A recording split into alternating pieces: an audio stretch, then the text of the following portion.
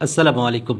প্রিয় শিক্ষার্থী, আপনারা সবাই কেমন আছেন? আশা করছি অনেক ভালো আছেন, সুস্থ আছেন, নিজেদের মতো চাকরি প্রস্তুতি চালিয়ে যাচ্ছেন।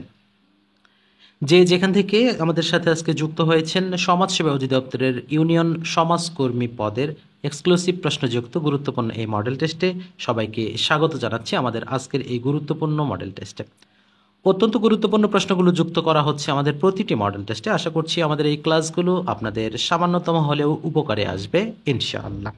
আপনাদের চাকুরি প্রস্তুতি যাতে আরও সুন্দর হয়, সাবলীল হয়, আপনারা চাকুরির জন্য যে কষ্টগুলো করছেন এই কষ্টগুলো সফল হোক, এই শুভকামনায় শুরু করছি আমাদের আজকের গুরুত্বপূর্ণ মডেল টেস্টটি। শুরুতেই আমাদের রয়েছে কোনটি মৌলিক শব্দের উদাহরণ। প্রদত্ত অপশনগুলোর মধ্যে মৌলিক শব্দ রয়েছে একটি গোলাপ।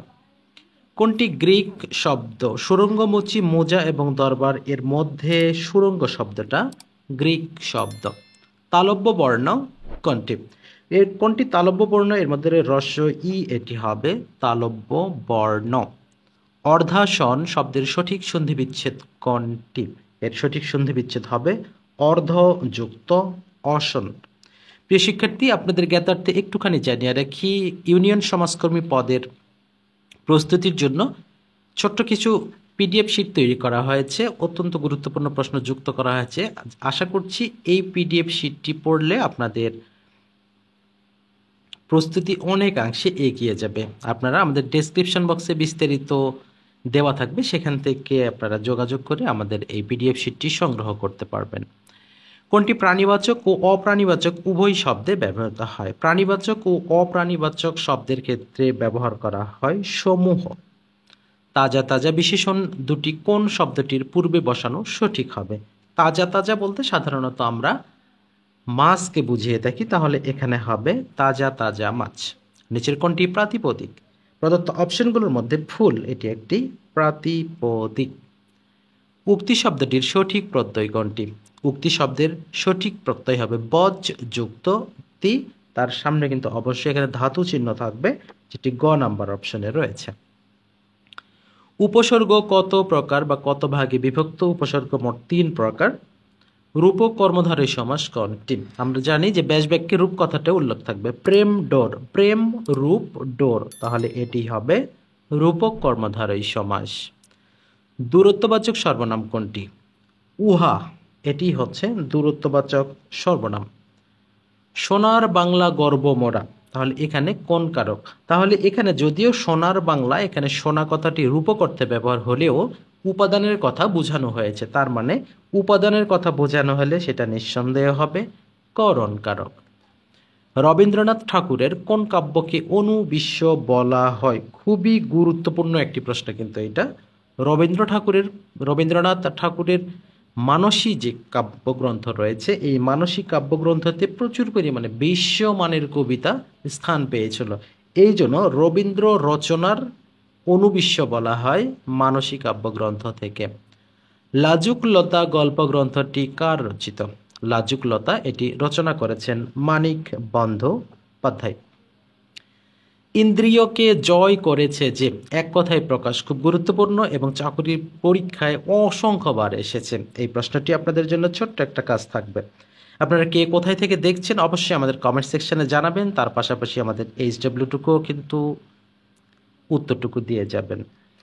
আমাদের গত ভিডিওতে যারা কমেন্ট করেছিলেন, সরবরি করেছেন টাঙ্গাইল থেকে, অনলাইন শিক্ষক সুনামগঞ্জ থেকে, মোহাম্মদ বেলাল পটুয়াখালী থেকে, এছাড়াও অপরাজিতা রয়েছে গাইবান্ধা থেকে, বিজলি খাতুন নাটোর থেকে, কাফিয়া জকিগঞ্জ এবং রিমনচন্দ্র হবিগঞ্জ থেকে, এছাড়া আরও রয়েছে মাসুমা আক্তার পঞ্চগড়, এমডি মুকুল রয়েছে যাত্রাবাড়ি ডেমরা থেকে, সানিয়া ইসলাম দিনাজপুর থেকে, জনি আহমেদ কুষ্টিয়া থেকে, মিস শিরিন খাতুন সিরাজগঞ্জ থেকে এবং কুড়িগ্রাম থেকে রয়েছে মৌসুমি।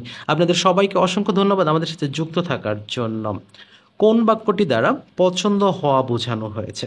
পছন্দ হওয়া বোঝানো হয়েছে এমন সুন্দরী মেয়ে বরের মনে ধরে না বা মনে না ধরে পারে না, কথাটা এইরকম হবে, একটু মিসিং রয়েছে, তাহলে এখানেই মূলত পছন্দর কথাটা বলা হয়েছে।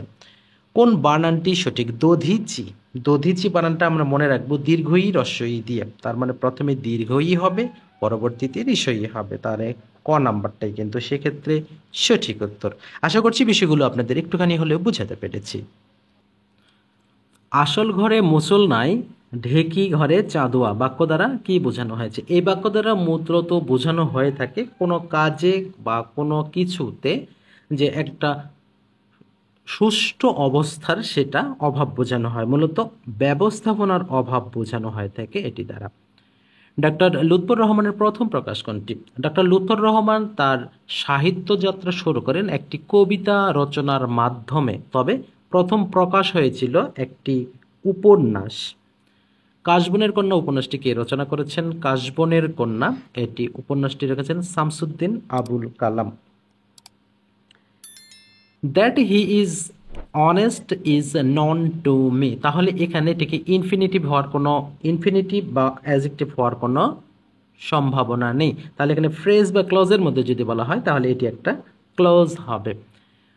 Which of this sentence is imperative, তাহলে ইম্পারেটিভের মধ্যে তাহলে এখানে কি করতে হয়? এখানে করতে হবে, আমাদের জানি যে এখানে উপদেশ থাকতেই হবে ইম্পারেটিভে, তাহলে এখানে অলওয়েজ স্পিক দ্য ট্রুথ, সদা সত্য কথা বলবে, এটি কিন্তু একটা উপদেশ, তার মানে এটি imperative sentence.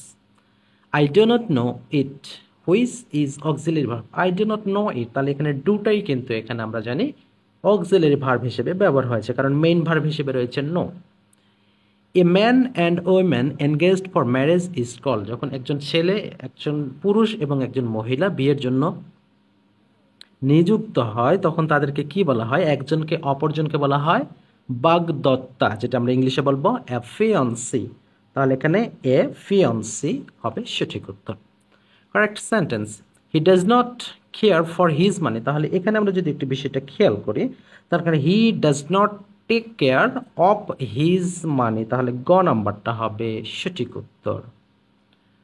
Who is the author of a tale of two cities, a tale of two cities এটি লিখেছেন চার্লস ডিকেন্স।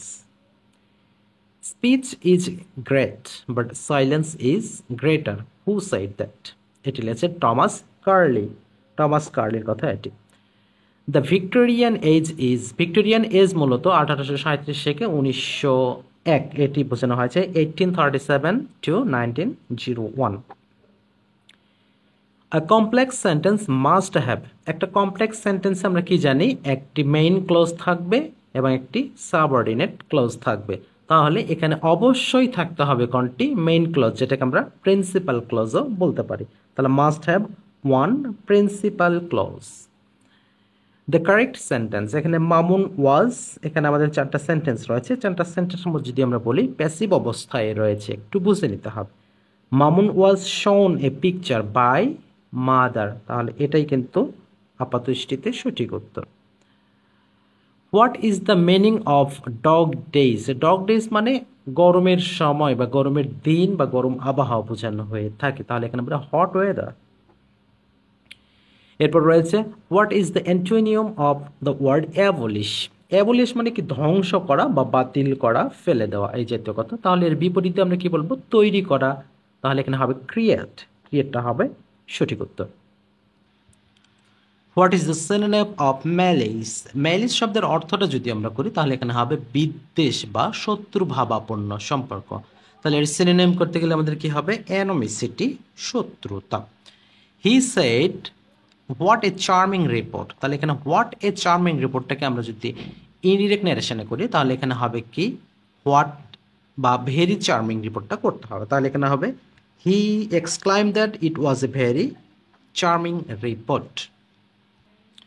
লোকটির কান পাতলা, এখানে এর শুদ্ধ ইংরেজি অনুবাদ কোনটি হবে? কান পাতলা এখানে বোঝানো হবে দ্য ম্যান ইজ ইরিডিকুলাস, ইরিডিকুলাস, এটি হবে সঠিক উত্তর। Find out the correct spelling, এখানে ফিকটিসিয়াস রয়েছে, তাহলে এখানে সঠিক যদি আমরা বলি তাহলে FICTITIOUS, এটাই হবে সঠিক উত্তর, যার বাংলা অর্থটা হবে মন গড়া অথবা কল্পিত, কাল্পনিক বললেও আমরা বলতে পারি। এরপরে যেটা রয়েছে which one of the following completes the sentence hardly had the train stop, তাহলে হার্ডলি হ্যাডের পরে কি থাকে? হোয়েন থাকে, তাহলে যেটা হোয়েন যুক্ত থাকবে সেটাই অ্যান্সার, যেহেতু হোয়েন যুক্ত একটাই রয়েছে এটি সঠিক উত্তর। কোনটি ভার্বাল নাউনের উদাহরণ? ভার্বাল নাউনের উদাহরণ রয়েছে the writing of a good letter is difficult, তাহলে এখানে এটাই হবে ভার্বাল নাউনের উদাহরণ। Your conduct admits dash no excuse, আমার যখন বিভিন্ন চাকরির প্রস্তুতির জন্য আপনাদের কোশ্চেন তৈরি করার সময় যে প্রশ্নগুলো অ্যানালাইসিস করতে হয়, আমি প্রিপোজিশন থেকে সবচেয়ে বেশিবার এই প্রশ্নটা পেয়েছি, সবচেয়ে বেশিবার এই প্রশ্নটা এসেছে। Your conduct admits of no excuse. কোনো ক্ষুদ্রতম সংখ্যাকে 12, 15, 20, 25 দ্বারা ভাগ করলে প্রতি ক্ষেত্রে 11 অবশিষ্ট থাকে। তাহলে এখানে আমরা অপশন ধরেই করতে পারি। 12 দিয়ে যদি আমরা 311কে করি সেক্ষেত্রে কিন্তু 11 অবশিষ্ট থাকে। 15 দিয়ে করলেও সেম, 20 দিয়ে করলেও সেম, 25 দিয়ে করলেও সেম। তার মানে আমাদের এখানে 311টাই হবে সঠিক উত্তর। এখন এই নিয়মটা যদি আপনাদের কাছে একটুখানি কঠিন মনে হয়, আপনাদের কাছে এরকম মনে হয় যে আমি তো এইভাবে পারবো না, আমার কাছে কঠিন, তাহলে ভিন্ন যে নিয়ম আছে আপনাদের করতে হবে 12, 15, 20 এবং 25 এর লসাগু করতে হবে, তার সাথে এই যে অবশিষ্ট যেটি থাকে সেটা যোগ করতে হবে, যোগফল যেটা সেটাই অ্যান্সার। তাহলে 12, 15, 20, 25 দ্বারা যদি এটা ভাগ করলে প্রতি ক্ষেত্রে 11 থাকে, তাহলে নিশ্চয়ই 12, 15, 20, 25-এর লসাগু অনায়াসে 300 হয়ে যাবে। এটা আপনারা করতে পারেন, অবশ্যই 300 হবে, প্লাস 11 311, সেক্ষেত্রেও 311টাই উত্তর হবে। গতকাল অনেকে বলেছেন যে গণিতটুকু অনেক সময় বোঝা যায় না, আর একটু ভালোভাবে বুঝাবেন। আপনাদের জন্য আমি ভালোভাবে বুঝাচ্ছি, তবে ভিডিওটা বড় হয় অনেক ক্ষেত্রে অনেকের বিরক্তির কারণ হয়, এই জন্য আমরা একটু টেকনিকটাই বেশি অ্যাপ্লাই করি। একটু ভালো করে খেয়াল করবেন। 15টি গরুও যা মূল্য, 5টি গরু ঘোড়াও একই মূল্য। তাহলে এখানে 2টি ঘোড়ার দাম 3000, তাহলে এখানে মোট কয়টি ঘোড়া আছে? 5টি। তাহলে আরও 2টি ধরেন 3000, তাহলে 3 3 6000, তাহলে আর একটা হতে 5 লাগবে, তাহলে 1500 হলো। তাহলে 3 3 6 আর 1500 হলে কত? 7500 টাকা। তাহলে 5টি ঘোড়ার মূল্য 7500 যদি হয়, তাহলে 15টি গরুর মূল্য তো তাহলে 7500 টাকা হবে, রাইট? তাহলে এখন এই 7500-কে যদি আমরা 15 দ্বারা ভাগ করি তাহলে কত হবে? তাহলে মাত্র 500 টাকা হবে। আর এই 500 টাকা যদি 3টিকে দ্বারা গুণ করি তাহলে হবে 3 5-এ 1500 টাকা। এই হচ্ছে উত্তর। এরপরে আমাদের যেটি বলা আছে যে কোনো সম্পত্তির 7-এর 8 অংশের মূল্য 9212 টাকা, সম্পত্তির 6-এর 4 অংশের মূল্য কত? তাহলে এখানে প্রথম, তাহলে 7-এর 8 অংশ এত টাকা, 1 অংশ কত, 4-এর 3 অংশ কত, এইভাবে আমাদের বের করতে হবে। তাহলে এখানে যদি আমরা এই কথাটা বলি, 7-এর 8 অংশ, 7-এর 8 অংশ সমান 9212 টাকা। তাহলে 1 অংশ সমান তাহলে 9212 গুণন 8-এর 7 হবে। তারপরে এখানে আমাদের 3-এর 4, 3-এর 4 অংশ যদি করি তাহলে এখানে নর্মালি 2000 গুণন 8-এর 7 গুণন 3-এর 4, আমরা এইভাবে কিন্তু অ্যান্সারটা করতে পারি। এখন এখানে ক্যালকুলেশন করে যেটা হবে সেটাই আমাদের অ্যান্সার হবে।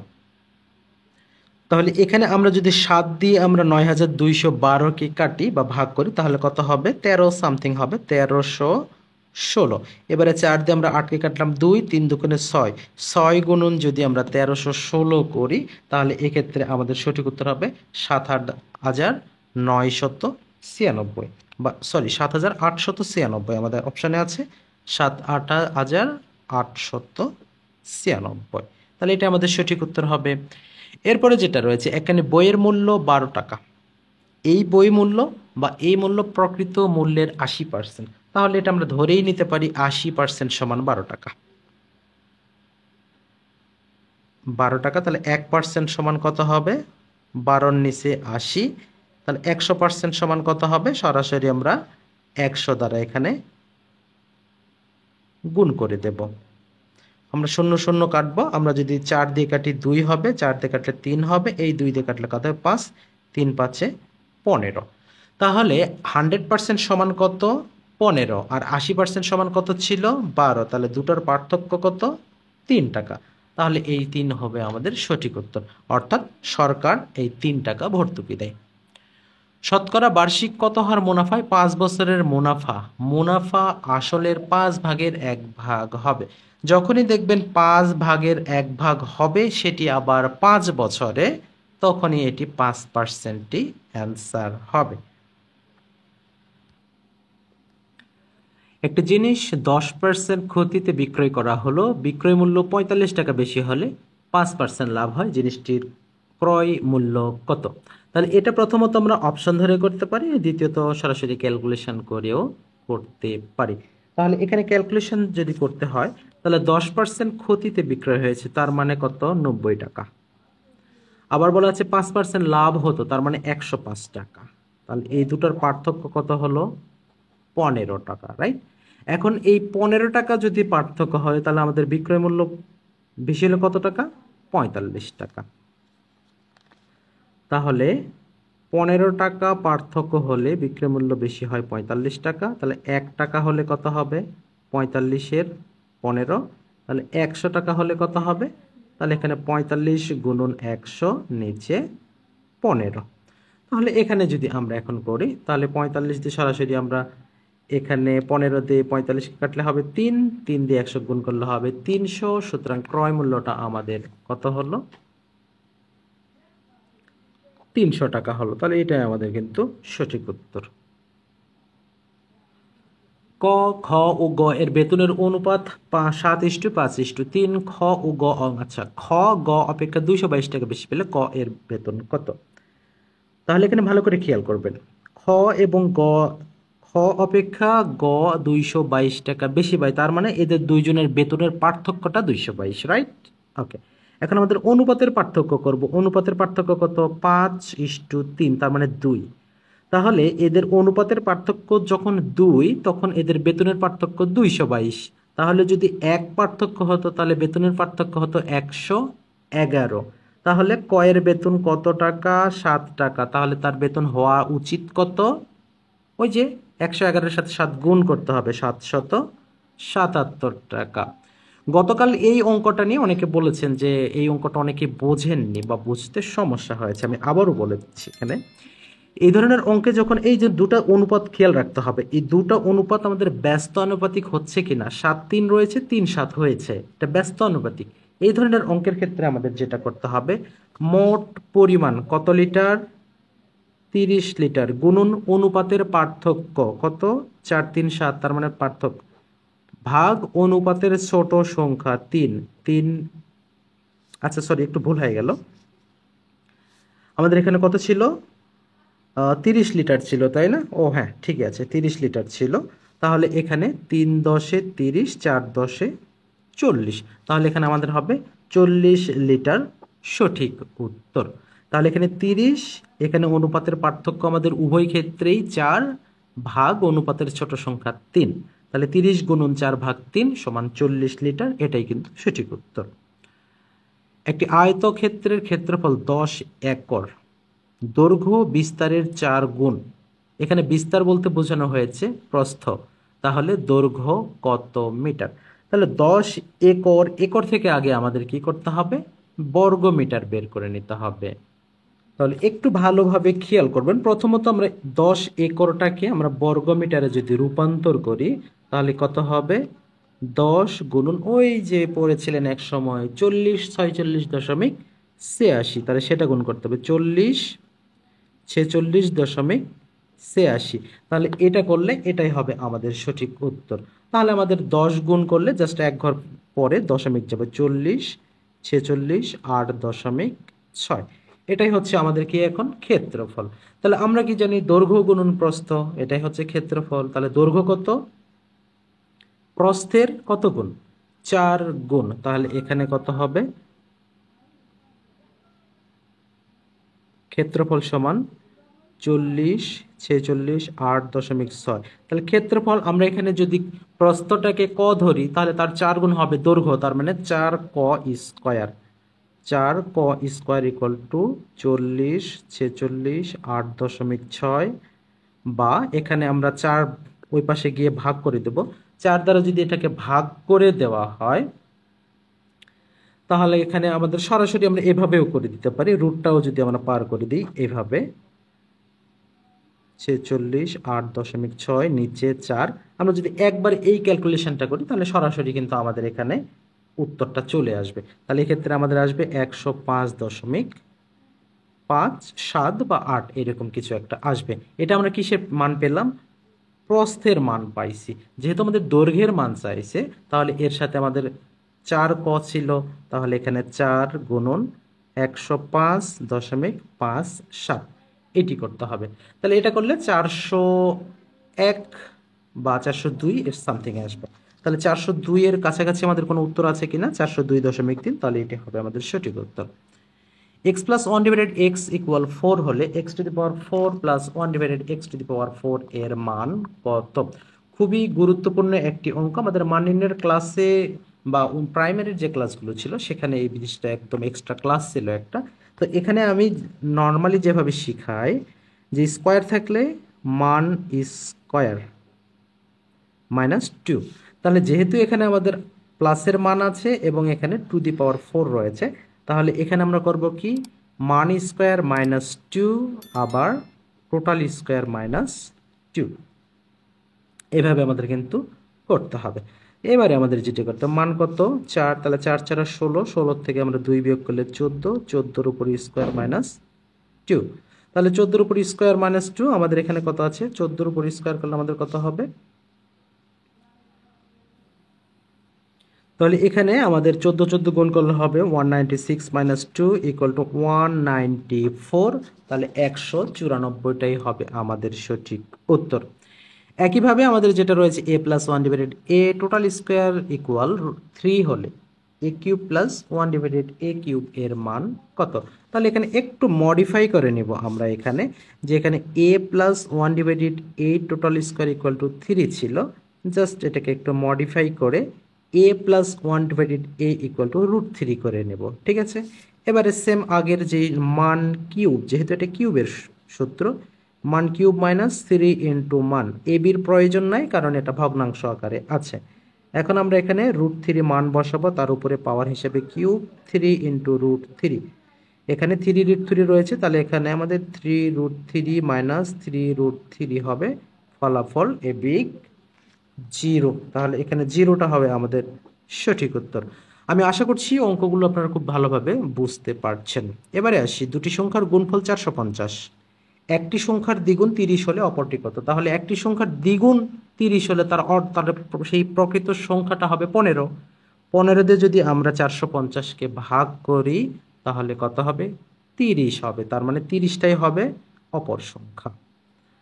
150% এর সমান ভগ্নাংশ কত? তাহলে 150%, তার মানে কি 150-এর নিচে 100 বা 15-এর নিচে 10, বা আমরা যদি 5 দিয়ে করি তাহলে 3-এর নিচে 2, তাহলে 3-এর 2 এটাই হবে আমাদের ভগ্নাংশ। ওকে, 4-এর 5কে শতকরায় প্রকাশ করলে কত হবে? 4-এর 5কে শতকরায় প্রকাশ করতে হবে, তাহলে 4-এর 5 শতকরা প্রকাশ করার নিয়ম কি, নিচের যে সংখ্যাকে সর্বদাই আমাদের 100 বানাতে হবে, তাহলে 20 দ্বারা গুণ করব, তাহলে এখানে হবে 80, নিচে 100, আর 80/100 মানে 80%, তার মানে এখানে 80% হবে সঠিক উত্তর। 1 বর্গ ইঞ্চি কত বর্গ সেন্টিমিটারের সমান? সম্ভবত আমরা পরশু বা তার আগের আমাদের 3 নাম্বার বা 2 নাম্বারে এই প্রশ্নটা কিন্তু দিয়েছিলাম, তাহলে এটা যেটি হবে 6.45। a plus B plus C equal to 0 হলে a cube plus B cube plus C cube এর মান কত হবে? তাহলে প্রথমে আবারও আমরা যেহেতু a plus B plus C রয়েছে 0, এখান থেকে আমরা a প্লাস বি সমান -c, তাহলে আমরা মডিফাই করে নিলাম। এবারে এখন আমরা a cube plus B cube plus c কিউবে চলে যাব, তাহলে এখানে a cube plus B cube plus C cube, যেহেতু আমরা এখানে a প্লাস বির মান নিয়েছি তাহলে শুধু a কিউব প্লাস বি কিউবের সূত্রটা আমাদের বসাতে হবে, a plus B total cube minus 3ab, এবারে কিন্তু ab লাগবে কারণ ভগ্নাংশ আকারে নাই, plus C cube, a plus বির মান কত -c, তার উপরে পাওয়ার হিসেবে কিউব মাইনাস, এখানে আমরা সরাসরি প্লাস দিয়ে দিলাম কারণ এখানে -c আমাদের বসাতে হবে, তাহলে এখানে plus 3abc plus C cube, এখানে -c কিউব, এখানে plus C cube plus 3abc কেটে গেল, অ্যান্সার থাকে কি 3abc, তার মানে এখানে সঠিক উত্তর হবে 3abc। x² plus y² minus 64, এটি আসলে সমীকরণের লেখচিত্রটি কোনটি হবে? তাহলে এটা যদি আমরা একটুখানি ক্যালকুলেশন করি, প্লাস রয়েছে, হ্যাঁ, প্লাস ওয়াই স্কোয়ার মাইনাস 64। একটুখানি বুঝবেন, X square plus Y square equal to 64। তাহলে এখানে X square plus Y square, এটাকে স্কোয়ারে রূপান্তর করা যায় কি না, 8 স্কোয়ার। তাহলে সবগুলো আমাদের স্কোয়ার ফরম্যাটে চলে আসছে, তার মানে এটি একটি হবে বৃত্ত, এর লেখচিত্রটা হবে বৃত্ত। X minus Y equal to 1 এবং এক্স ওয়াই ইকুয়াল টু 56 হলে এক্স প্লাস ওয়াই সমান কত। তাহলে এই ধরনের অনেক অঙ্ক আপনাদের বুঝিয়েছি যে এখানে শর্ত নিতে হবে, দুটো শর্ত ফিল আপ করতে হবে এমন দুটো সংখ্যা নিয়ে, যেমন 7 এবং 8 যদি নেই তাহলে 8 মাইনাস 7 ইকুয়াল টু 1, 8 এবং 7 অর্থাৎ 27 56।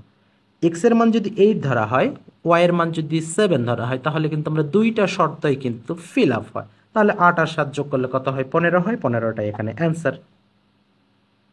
এখন কথা হলো যে এখানে আমাদের প্লাস মাইনাস 15 রয়েছে, শুধু 15 রয়েছে, তখন কোন অ্যান্সারটা করব? তখন যখন প্লাস মাইনাস কথাটা উল্লেখ থাকবে তখন প্লাস মাইনাস অ্যান্সার উত্তর করাটাই যৌক্তিক।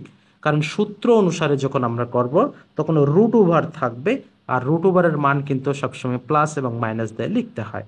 তাহলে এই অঙ্কের ক্ষেত্রে প্লাস মাইনাস থাকলে প্লাস মাইনাস 15 অ্যান্সার করবেন, যদি না থাকে শুধু 15 অ্যান্সার করলেই হবে।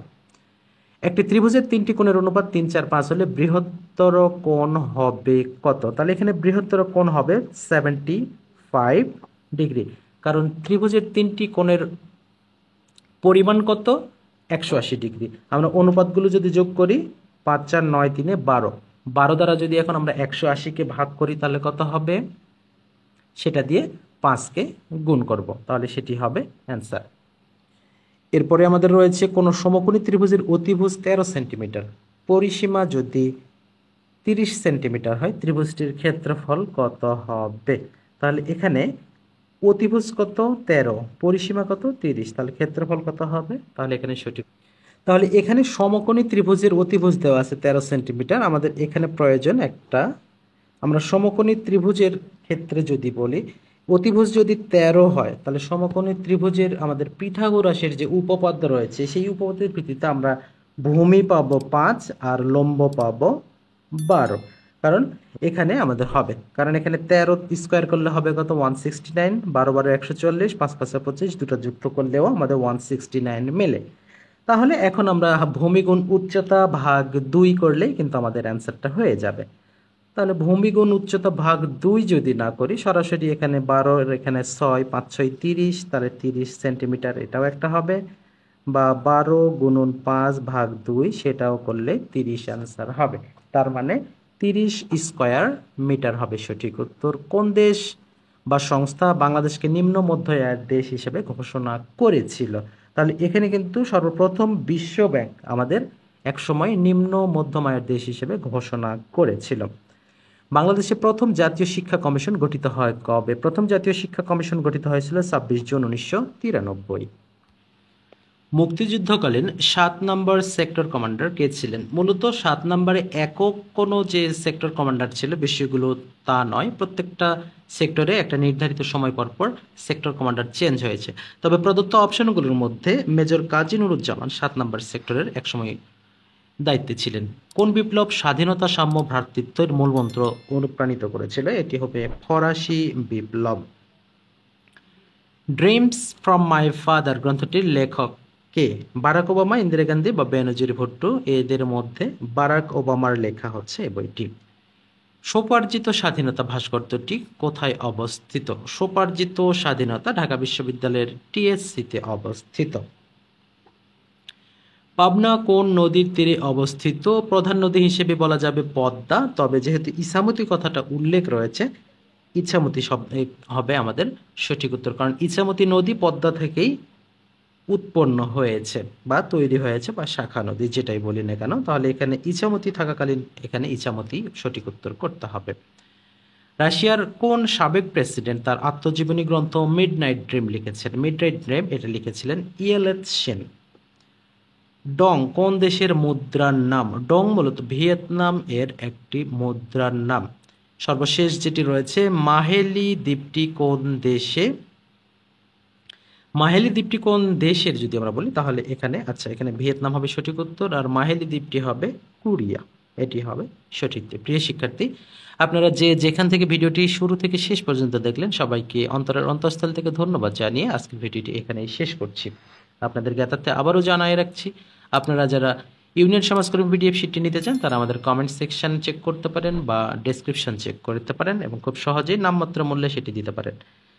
যে যেখান থেকে আমাদের ভিডিওটি দেখলেন সবাইকে আবারও অনেক শুভেচ্ছা জানিয়ে শেষ করছি আমাদের আজকের ভিডিওটি। আল্লাহ হাফেজ।